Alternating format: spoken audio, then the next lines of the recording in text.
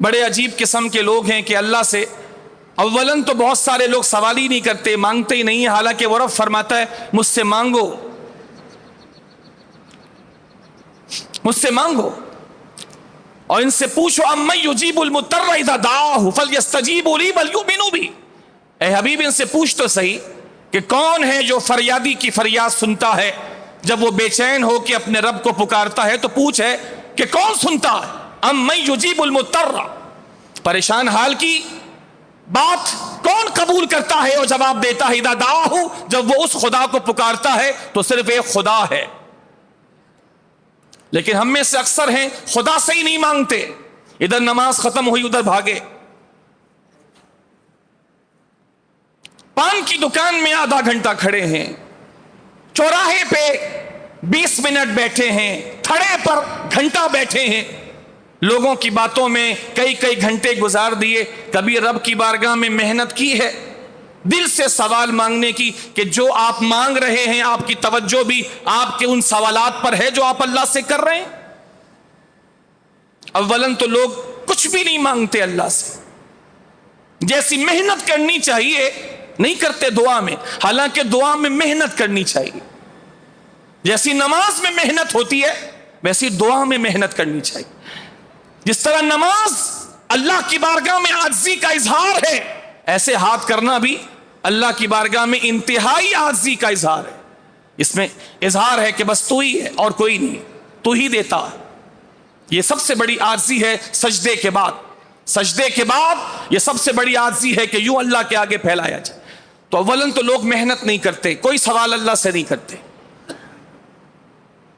بچہ بیمار ہے تو بھی اللہ سے سوال نہیں کرتے، اس کو بتائیں گے اس کو بتائیں گے، 10 منٹ اس کو بتائیں گے، 20 منٹ اس کو بتائیں گے، اللہ کو بھی بتاؤ نا، حالانکہ اس کو سب معلوم ہے، لیکن اللہ سے بات کرو نا کہ اللہ میں بہت پریشان ہوں۔ اس کو پتہ نہیں ہے کیا معلوم ہے، لیکن یوں بولنا اس کو اچھا لگتا ہے، اس کو سب معلوم ہے، اس کو کیا نہیں معلوم؟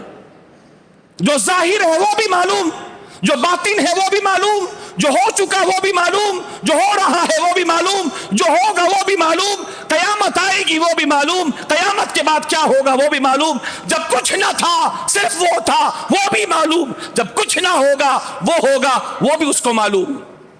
لیکن اس کے باوجود اس کو یوں بتانا اچھا لگتا ہے، اے اللہ میں بہت پریشان، بہت پریشان، تیرے بندوں نے مجھے پریشان کیا ہے، تیرے بندوں نے پریشان کیا ہے، میں بہت اکیلا ہوں، تنہا ہوں، میرا کوئی نہیں تیرے سوا۔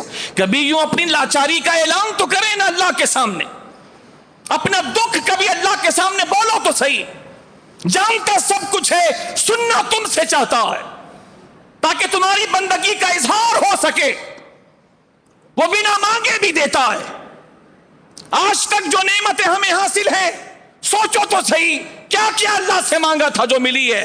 ان میں سے اکثر چیزیں بلکہ تقریباً ساری چیزیں ایسی ہیں جو ہمیں اس نے بن مانگے عطا فرمائی۔ صحیح سلامت ہاتھ، صحیح سلامت پیر، صحیح سلامت وجود، صحیح سلامت فکر، قول، سب کچھ بن مانگے عطا فرمائی۔ وہ بن مانگے بھی دیتا ہے، دے رہا ہے، دے گا، لیکن اس کو پھر بھی سوال کرنا اچھا لگتا ہے کہ مانگو۔ وَإِذَا سَأَلَكَ عِبَادِي عَنِّي فَإِنِّي قَرِيبٌ أُجِيبُ دَعْوَةَ الدَّاعِ إِذَا دَعَانِ۔